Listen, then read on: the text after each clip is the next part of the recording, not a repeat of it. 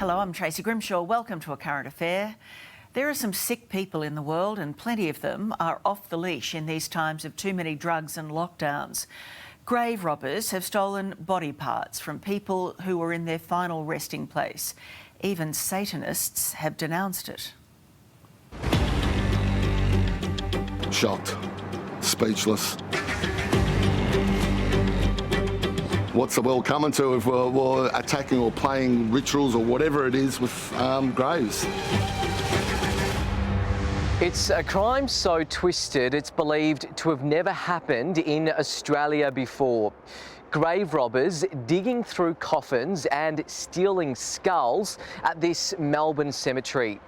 Police have been trying to work out whether this is the work of a devil-worshipping satanic cult or just some thrill seekers with a very sick mind. It appears that the human remains were the primary focus of the offender. This is not a normal crime that we investigate. To me, this is a crime of cowardice. It's occurred during the still of night. Workers at the Footscray General Cemetery made the first grisly discovery Friday morning. On Tuesday, it happened again when the grave ghoul tried unsuccessfully to do it a third time. 2 heads were taken from corpses inside these freestanding mausoleums, their coffins left open in plain view. Evidence was left behind, rumoured to include a letter to the devil. There's no connection between the victims, both elderly of Italian descent. Detective Acting Inspector Ben Jarman. Too early to determine what the motive is. Today, police told A Current Affair while there's nothing specific to suggest any satanic link, investigators are keeping an open mind. Can you believe something like this has happened? I mean, it almost seems too crazy to believe it's true. Exactly right. Very crazy. I'm shocked. I'm actually gathering my breath. You know, I'm just shocked. Andrew Kafka raced down this morning to check on the graves of his 4 grandparents. He says it's not the first time the cemetery's been targeted. They've had some damages off angels and statues, not just theirs, but over the years. My grandfather's grave was vandalised about 10 years ago. We thought we'd come and check and make sure my grandfather's grave is okay. I was crying, I was nervous. I thought my husband Muslim finish. It's gone. There certainly hasn't been any documented cases that I'm aware of during the course of my time as a psychologist where people have robbed graves and taken heads or other body parts.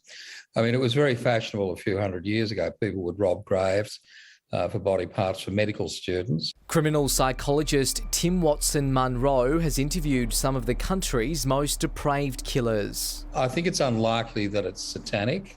I think it's more likely to be some sort of thrill-seeking, particularly in the context of protracted COVID lockdowns, people getting bored, substance use affecting impulse behaviour. What type of person would do something like this, or what would their frame of mind be like, do you think? I think very troubled, but bad rather than mad.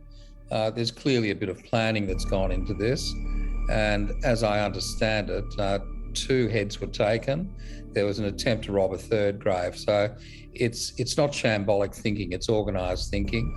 I think it's more likely to be somebody who's just, if anything, psychopathic and looking for a thrill, somebody with a personality disorder, for example. Satanic leaders have distanced themselves from the ghoulish behaviour. We're a convenient boogeyman for people to point at. Dex Desjardins is from the Satanic Temple in the United States, which claims to have 500,000 followers worldwide, including in Australia. There is no organized satanic group that I'm aware of that requires anything like human body parts for anything that they do in their rituals. I have never met a Satanist who would desecrate a grave. Most of us don't believe in anything supernatural.